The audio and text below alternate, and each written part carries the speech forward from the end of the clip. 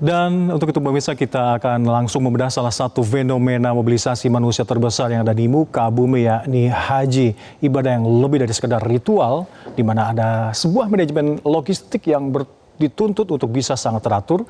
Dengan analogi, kita memindahkan populasi satu negara kecil ke dalam satu kawasan yang sempit dan dalam bentang waktu yang relatif singkat pula. Pemirsa, haji adalah pertemuan lintas budaya, ras, dan juga bahasa terbesar yang ada di satu titik koordinat yang sama. Kita menyebutnya sebagai the ultimate journey karena menuntut tiga hal sekaligus pemirsa, yakni kesiapan finansial atau keuangan, kematangan spiritual, dan juga ketahanan fisik yang luar biasa. Dan di setiap musim haji juga ada sejumlah statistik yang mencengangkan yang akan kita bedah bersama dalam fact check haji perjalanan iman terbesar yang ada di dunia. Berikut ini pemirsa.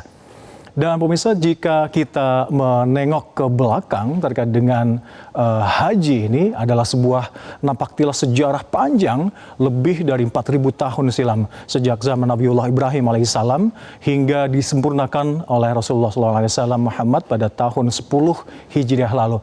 Dan secara syariat pemirsa, haji ini ditegakkan sebagai kewajiban sekali seumur hidup bagi setiap muslim yang mampu. Jadi secara hukum Islam ada gerbang yang harus dilewati, yakni sebelum seseorang wajib berangkat ke tanah suci, selain harus beragama Islam, baligh, berakal, dan merdeka, yang tak kalah penting adalah istita'ah atau kemampuan. Mulai kemampuan secara fisik, dan mengingat di beberapa rukun haji, yakni seperti tawaf dan juga sa'i, yang bisa menempuh jarak total hingga sekitar 6-7 kilo, dan ini sekali jalan. Kemudian mampu secara finansial terkait dengan biaya haji ini, pemirsa, di tahun 2026 ini pemerintah Indonesia khususnya telah menetapkan biaya penyelenggaraan ibadah haji sebesar 87,4 juta rupiah per jamaah.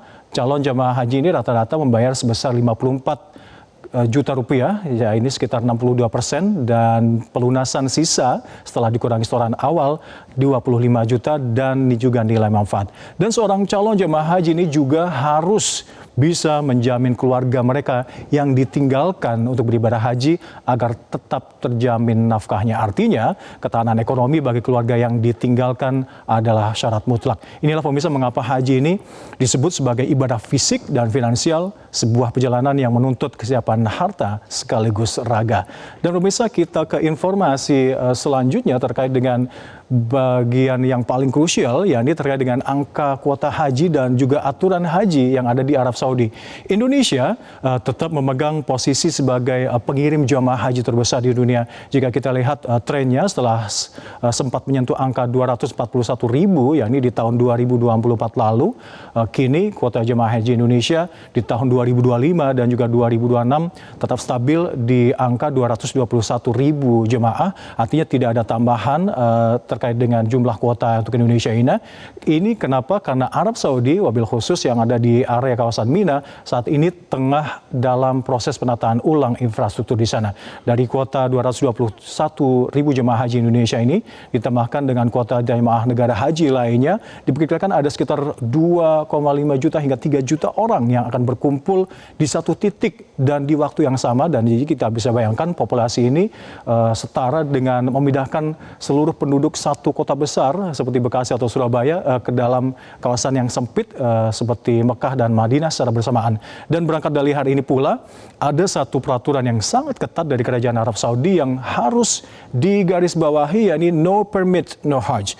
Tahun ini pemirsa, otoritas Saudi bertindak sangat represif terhadap jumlah non-prosedural, maksud kami terhadap jemaah non-prosedural, di mana penggunaan teknologi smart card atau kartu nusuk menjadi filter utama. Tidak ada lagi toleransi bagi para pemegang visa ziarah atau visa umroh, apalagi visa turis pemirsa, yang mencoba untuk masuk ke Arafah. Resikonya bukan hanya denda besar yang mencapai puluhan juta rupiah, namun juga sistem keamanan biometrik yang ada di Arab Saudi akan mencekal pelaku ini secara permanen dan tidak akan dibolehkan lagi masuk kota Mekah dan Madinah secara permanen. Jadi pastikan perjalanan iman Anda berhaji dimulai dengan prosedur yang benar. Dan pemirsa, saatnya kita membedah terkait dengan esensi keabsahan atau kelayakan ibadah haji yang dilaksanakan oleh seorang jamaah tersebut sebagai syarat diterimanya secara syariat maupun secara prosedural. Dalam haji ini pemirsa ada rukun haji, di mana jika satu poin rukun haji ini terlewati, maka haji Anda dinyatakan tidak sah dan tidak bisa digantikan meskipun dengan membayar denda atau dam. Artinya haji memiliki titik kritis di sini yang tidak boleh terlewatkan, yakni jika Anda melewatkan wukuf di Arafah, yakni pada tanggal 9 Zulhijjah, maka status haji Anda gugur secara hukum. Dan karena puncak ibadah haji adalah wukuf di Arafah sesuai dengan sabda Rasulullah SAW, Al-Haju Arafah, yakni haji adalah Arafah. Atas dasar hadis ini pemirsa, Imam 4 madhab berpendapat bahwa tidak sah seorang berhaji yang tidak melakukan wukuf di Arafah. Dan kemudian ini termaktub dalam lanjutan hadis selanjutnya terkait dengan kapan waktu wukuf di Arafah ini dilaksanakan, yakni sejak masuk waktu zuhur, yakni tanggal 9 Zulhijjah, hingga sebelum terbit fajar tanggal 10 Zulhijjah. Dan di Arafah ini pemirsa, jutaan manusia dari berbagai penjuru dunia berkumpul dalam keheningan dan doa sebagai momentum diam massal di mana pergerakan manusia berhenti untuk bisa berdialog dengan Sang Penciptanya. Bahkan bagi jamaah yang tengah dalam perawatan medis pun diwajibkan untuk bisa wukuf di Arafah ini meski dalam keterbatasan fisik.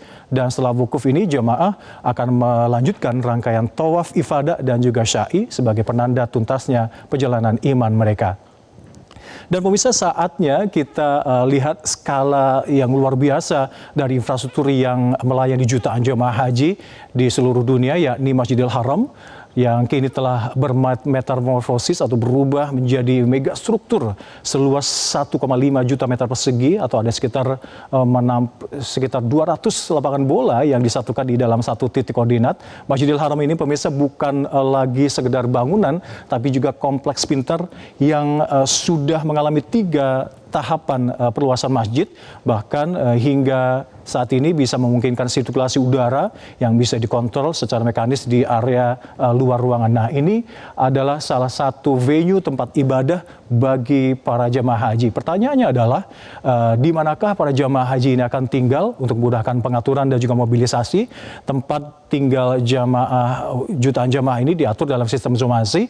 Wabil khusus bagi jamaah Indonesia, pemerintah Indonesia ini menyewa hotel atau maktab yang ada di zona khusus di wilayah-wilayah strategis yang ada. Dan pemirsa, kali ini memasuki fase puncak ibadah haji terkait dengan koordinasi pergerakan jamaah menjadi sangat krusial.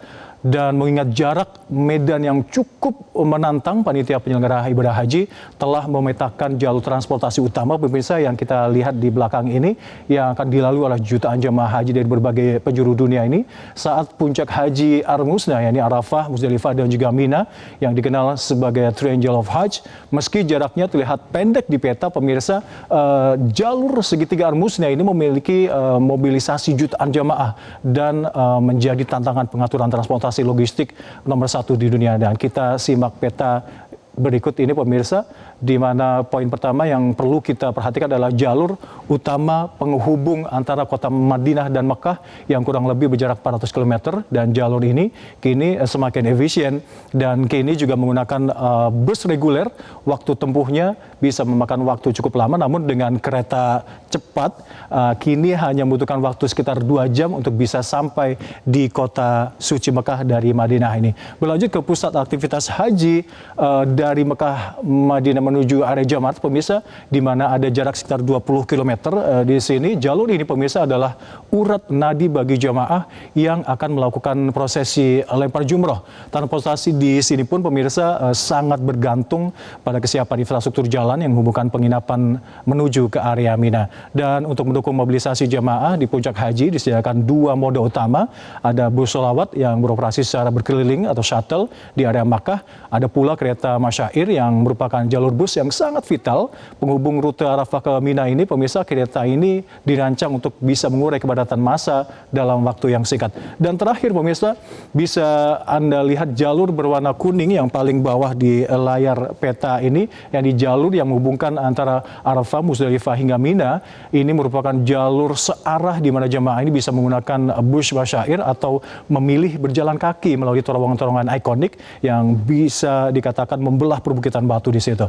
Pengaturan satu arah ini diberlakukan secara ketat tentu saja untuk menjamin keselamatan dan juga kelancaran para jamaah, terutama saat pergerakan mabit atau bermalam. Dan ini tadi pemirsa gambaran peta jalur transportasi Armusna, di mana kesiapan fisik dan juga pemahaman rute menjadi kunci bagi jamaah agar bisa menjalankan rangkaian ibadah haji agar lancar dan aman. Dan kita masuk ke tantangan terbesar jemaah haji di tahun ini pemirsa, yakni cuaca ekstrim. Data menunjukkan bahwa kita tengah berada di siklus haji musim panas yang sangat menyengat di tahun ini. Kondisi suhu menembus bisa sekitar 51,8 derajat Celcius dan diprediksi tidak akan jauh berbeda di tahun ini dengan rata-rata suhu harian mencapai 45 derajat. Mengapa ini sangat berbahaya? Di mana suhu panas di Arab Saudi ini bersifat kering hingga jamaah seringkali merasa tidak berkeringat, padahal tubuh mereka tengah kehilangan cairan. Jadi dihimbau untuk sesering mungkin jamaah untuk sesering kali minum yang ada air putih dan bisa menjaga dehidrasi Anda. Kita ke panduan keselamatan dan juga etika berjamaah pemirsa, di mana para jamaah ini dianjurkan untuk fokus pada tindakan preventif untuk tetap menjaga kesehatan Anda. Sebisa mungkin Anda tiap 30 menit sekali minum untuk mencegah dehidrasi dan juga memakai alas kaki saat berjalan di aspal. Selalu membawa kartu identitas nusuk ini agar selalu menempel di badan Anda, menjaga kebersihan dan antiran dan juga semprotan air wajah untuk pendingin suhu ini. Dan apa saja pemirsa di slide selanjutnya yang harus dihindari oleh para jemaah ini? Jangan sekali-kali Anda mengibarkan atribut politik ataupun bendera selain identitas haji. Saudi sangat sensitif terhadap simbol-simbol di luar konteks ibadah ini. Anda juga dilarang membawa senjata tajam dan juga dihimbau untuk jangan terlalu berlebihan bersuah foto dan menghalangi arus ibadah orang lain. Dan pemirsa, di balik angka statistik dan juga hamparan peta ini ada jutaan doa yang melangit di padang Arafah ini. Mari kita doakan agar setiap tetes keringat jamaah menjadi pengukur dosa dan setiap perjalanan kaki kita adalah perjalanan hati menuju ridho ilahi. Jelajahi cara baru mendapatkan informasi. Download Metro TV Extend sekarang.